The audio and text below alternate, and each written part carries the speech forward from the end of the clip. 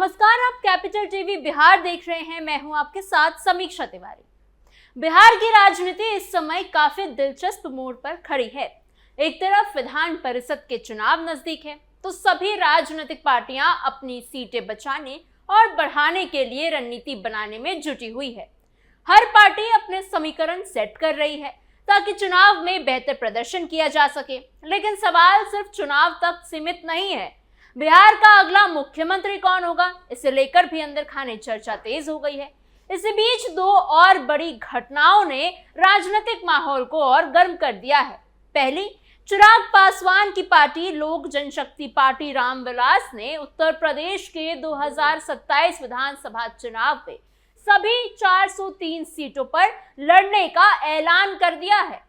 ऐसे में सवाल उठता है कि क्या चिराग का ये कदम यूपी की राजनीति में बड़ा बदलाव लाएगा और इससे किसकी टेंशन बढ़ेगी। वहीं दूसरी तरफ बिहार के डिप्टी सीएम सम्राट चौधरी बंगाल चुनाव में प्रचार के लिए पहुंचे और उन्होंने ममता बनर्जी के शासन की तुलना लालू प्रसाद यादव के जंगल राज से कर दी।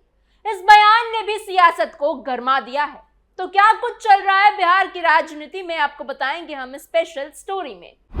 यूपी में चिराग का बड़ा दाव, दलित वोट में होगा बिखराव। सबसे पहले बात चिराग पासवान की करते हैं।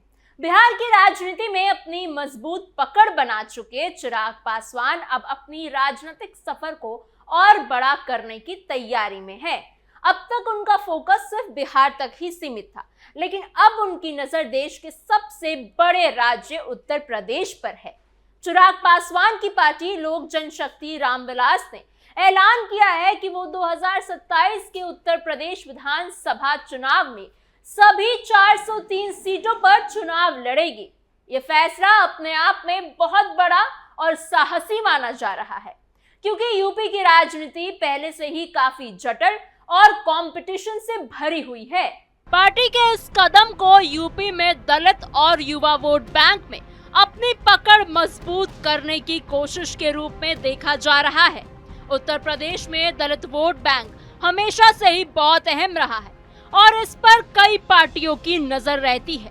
अब तक इस वोट बैंक पर सबसे ज्यादा पकड़ बहुजन समाज पार्टी की मानी जाती रही है, लेकिन पिछले कुछ सालों में इसमें बदलाव देखने को मिला है। ऐसे में चिराग पासवान का यूपी में उतरना सीधे तौर पर इसी वोट बैंक को टारगेट करने की रणनीति माना जा रहा है। चर्चा ये भी तेज है कि चिराग के इस कदम से आखिर किसकी टेंशन बढ़ेगी। लोक जनशक्ति रामविलास के पूर्वी यूपी प्रदेश अध्यक्ष राजीव पासवान ने साफ कहा कि केंद्र में उनकी पार्टी का गठबंधन बीजेपी के साथ है, लेकिन उत्तर प्रदेश में वो अकेले चुनाव लड़ेंगे। इसका मतलब साफ है कि यूपी में चिराग किसी के साथ गठबंधन करने के मूड में नहीं है और वो अपनी अलग पहचान बनाना चाहते हैं। पार्टी यूपी फर्स्ट और यूपी वाले फर्स्ट के नारे के साथ मैदान में उतरने की तैयारी कर रहे हैं। यहाँ एक दिलचस्प स्थिति बनती है। एक तरफ चिराग पासवान केंद्र की मोदी सरकार में मंत्री हैं और एनडीए के सहयोगी हैं, वहीं दूसरी तरफ यूपी में वो बीजेपी से अलग चुनाव लड़ेंगे।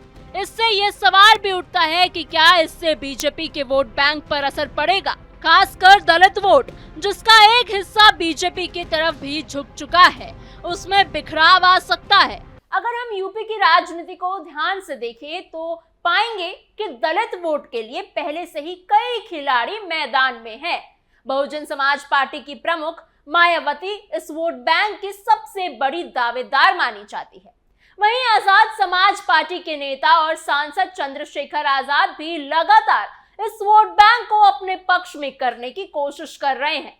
अब अगर चिराग पासवान भी इसी मैदान में उतरते हैं तो साफ है कि मुकाबला और भी ज्यादा दिलचस्प और मुश्किल हो जाएगा। इस पूरी स्थिति में अगर किसी की सबसे ज्यादा परेशानी बढ़ सकती है तो वो है समाजवादी पार्टी के नेता अखिलेश यादव की। अखिलेश यादव पिछले कुछ समय से पीडीए का नारा लगाते हुए आए हैं, यानी पिछड़ा, दलित और अल्पसंख्यक के फॉर्मूले पर वो काम कर रहे हैं। उनका पूरा चुनावी गणित इस समीकरण पर टिका हुआ है। लेकिन अगर दलित वोट कई हिस्सों में बढ़ता है तो इसका सीधा असर अखिलेश यादव की रणनीति और राजनीति दोनों पर पड़ेगा।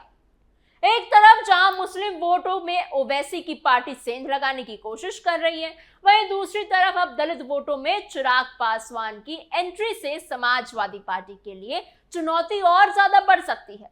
यानी अखिलेश यादव के सामने दो तरफ से दबाव बन सकता है। यही वजह है कि राजनीतिक एक्सपर्ट्स मानते हैं कि चिराग का यूपी में उतरना सबसे ज्यादा असर समाजवादी पार्टी पर ही डालेगा। चिराग पासवान का यह फैसला अचानक नहीं आया है, इसके पीछे एक लंबी राजनीति और रणनीति मानी जा रही है। लोकसभा चुनाव में उनकी पार्टी ने शानदार प्रदर्शन किया और 100% स्ट्राइक रेट हासिल किया। इसके अलावा बिहार विधानसभा चुनाव में भी पार्टी ने बेहतर प्रदर्शन किया। इन नतीजों से उत्साहित होकर अब चिराग अपनी पार्टी को राष्ट्रीय स्तर पर विस्तार देना चाहते हैं। पार्टी के सूत्रों का कहना है कि चिराग पासवान मानते हैं कि यूपी में भी उनके पिता स्वर्गीय रामविलास पासवान का अच्छा खासा जनाधार रहा है। रामविलास पासवान को देश के बड़े दलित नेताओं में गिना जाता था और उनकी पहचान सिर्फ बिहार तक सीमित नहीं थी। ऐसे में चिराग उसी जनाधार को फिर से संगठित करने की कोशिश कर रहे हैं और यूपी में अपनी पार्टी को तीसरे विकल्प के रूप में खड़ा करना चाहते हैं। अगर ये रणनीति सफल होती है तो यूपी की राजनीति में एक नया मोड़ आ सकता है। अब तक यहाँ मुख्य मुकाबला बीजेपी, समाजवादी पार्टी और बहुजन समाज पार्टी के बीच ही होता रहा है, लेकिन चिराग पासवान की एंट्री ने ये समीकरण बदल सकता है। हालांकि ये भी सच है कि यूपी जैसे बड़े राज्य में अपनी पकड़ बनाना आसान बात तो बिल्कुल नहीं है और उसके लिए लंबा समय और मजबूत संगठन की भी जरूरत होती है। बंगाल में बिहार मॉडल की एंट्री, बीजेपी की नई रणनीति बंगाल में। अब बात करते हैं बिहार के डेप्यूटी सीएम सम्राट चौधरी की, जो इन दिनों पश्चिम बंगाल की राजनीति में भी सक्रिय नजर आ रहे हैं।